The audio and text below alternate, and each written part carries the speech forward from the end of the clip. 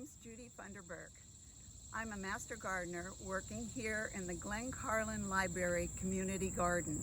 This garden is a project of both the Citizens Association of Glencarlyn back in 2001, along with a small parks grant from Arlington County. We've been blessed with volunteers since 2004 when we were accepted by the Master Gardeners of Northern Virginia as a teaching demonstration garden. And so that's what we have become. We're here today to tell you more about our Autumnfest and herbs, but for now, we are here just looking at a part of the garden. Every fall, we celebrate Autumnfest here in the library garden and out on the parking lot. We gather the whole community, we gather library patrons, we invite people to come in and share in our celebration. It's usually emphasizes herbs, and we have here on the back part of the garden, besides out in front having people selling native plants and honey and things like that, but here we are having many activities for children and for parents. And one of the things that's part of every Autumnfest is making your own herbal sachet. So we're going to demonstrate today how you cut, how you dry, how you preserve so that you can make your own herbal sachet. This particular plant is called Sweet Annie. It has a wonderful scent. It's one that I really love. We're here in the fragrance garden. I guess I didn't say that. And it is different than lavender or rose. It's not so sweet. It's a little bit more citrus, woodsy, and we try to have herbs of different kinds from the garden so people can choose which fragrance they want for their sachet. So you can think about that while you're listening to how to do it yourself. This plant is Artemisia annua, which means it self-seeds. It's not a perennial, but it drops these little seeds that are beginning to grow on this plant. Ordinarily, we would harvest it in September, October, but we're going to do it early today to show you how. And it grows from about, a little seedling like this up to 7 feet in the end of August. Quite a plant, wouldn't you say? So I'm here with the Sweet Annie. I've chosen to take the top off of this one because it's so tall and it's leaning into its neighbor. So it's providing a lot of shade. So I'm going to cut this off because we can use it for drying and for making the sachets. We make like 50 or 60 sachets, so we need a lot of plant material. So I'm really sort of decimating this particular one, though with other kinds of plants that you're going to dry, you would probably just take the ends. I have here in the garden a bunch of oregano down by my feet, and when we cut that, we just cut the parts that are the ends of it. We try to catch it before it flowers. This one you need to cut after it flowers because that's when it has the deepest scent. But oregano has more scent and taste if you cut it before it flowers. So that's just something to learn about herbs. They all have their own ways of the best time to cut them and how you treat them when you dry them. So here we are in the gazebo. We are showing you how the herbs are usually hung. I mean, there are different ways of doing this, of course, but I usually hang them in my basement. My basement is not so beautiful, so we decided to hang them here in the gazebo to give you an idea just of the different herbs that you can collect and hang to dry. The idea is to get them dry enough so that they won't mold or get any kind of bacteria on them if they're too damp. So we've got here, I just want to show you a few of the things that I usually dry, some for Autumnfest and some for my home use as well. I've got some lavender. We usually cut a lot of that. And that's also one of the things available you can make. Think about what you would like to grow in order to have something for your own sachet.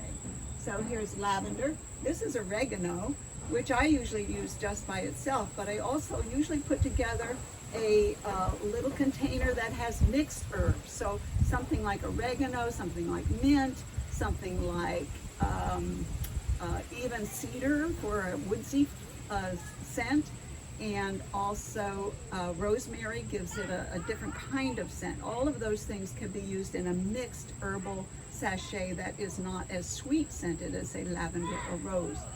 But so the oregano, I'll say a little bit more because I love doing the oregano. It's abundant. You should cut it early before it gets flowers. And you just pull these leaves off of the stems, and then I run it through a little dedicated spice grinder, and I give it as Christmas gifts. I used to put it in the little film containers, which shows you how old I am, because there were film containers back then. And then now I put it into the little medicine containers, which also shows you how old I am. But anyway, it makes a great Christmas gift, and I use it all the time for my pizzas or anything else that I want oregano, and it makes a good stocking stuffer. Here we have the Sweet Annie, and it's blowing in the breeze. It's got all its little fronds that have little bits of the seeds. It will have more scent and flavor later. Scent, you're not doing flavor. This is not edible, but scent later on. But this is the way I would clean it.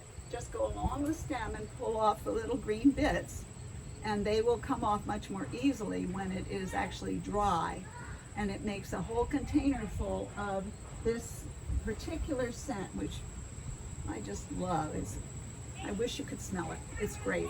You can come, and we'll come in 2021. It'll be there.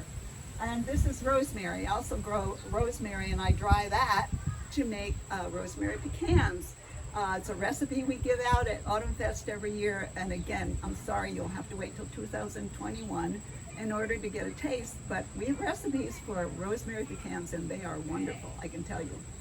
So we'll go back to this now and show you more about the actual sachet making. Well, here we are with all of the gatherings of different kinds of herbs, the fabric, the ribbons, twist ties, scissors, and I will go ahead and explain how simple this part of it is. Once you've found the herbs that you want to dry and to use for your own potpourri. So I've decided that this time I will show you, this is a Sweet Annie that we talked about before, and that's all of last year's gatherings that I have in a container, and it keeps over the winter. But this one is particularly interesting. This is my mixed herbs, and it's got a little bit of rose, a little bit of cedar, a little bit of bay, a little bit of oregano, and what else do rosemary, bunch of rosemary, and even some lemongrass in there. So it gives a lot of different kinds of scents, and actually it smells wonderful. I wish you could smell it. So here's the fabric. We chose different cotton fabrics, and you can go to anywhere. We usually go to one of the local stores and buy pure 100% cotton, and then cut them into, because we do 50 or 60, sometimes 70 of these for our Autumnfest, we keep them around 9.5 inches. But I'd suggest for you're making them for yourselves or for your family, you can make them 10, 10.5, 11, whatever you want in terms of size. Buy a yard of fabric you like and give it a try and see what you want.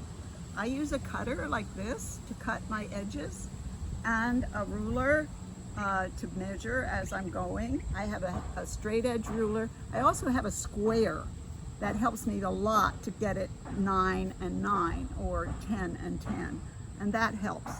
One other suggestion, if you're doing it as a gift, is that this using a pinking shears. Some of you may know what they are, some not. It's a special kind of scissors that has a different kind of serrated edge, and it pinks. It's called a pinking shears, and the pinking actually causes the edge of the fabric to go in and out, which means you don't have the fraying. So it's a little bit nicer edge, but it takes time, so we don't have that kind of time when we're making so many, but a suggestion. So the fabric I've chosen have different colors. If you've got someone who loves pink, there's the pink, and they have some shiny ones that are beautiful. I happen to love dragonflies, so I've chosen dragonfly. I'm gonna turn it over,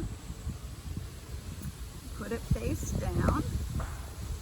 Try to get the wind to stop blowing long enough so that I can put in. We use, when we're making them with a number of people, about a quarter cup. But when you're doing your own, you can make it as much as you'd like. You just fill this up and dump it in the center. And it's so pretty, you almost want to just leave it like that, but that's not the idea of having a sachet. So then I pick up the corners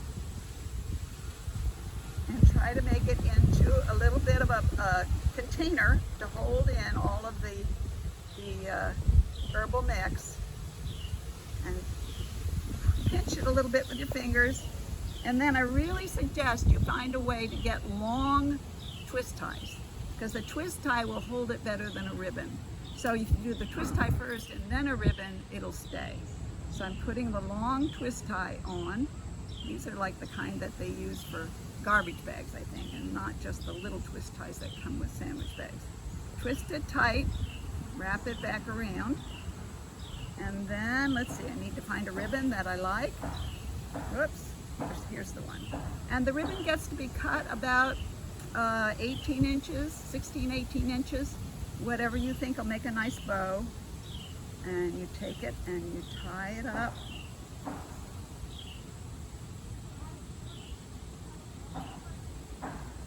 Little bow tie.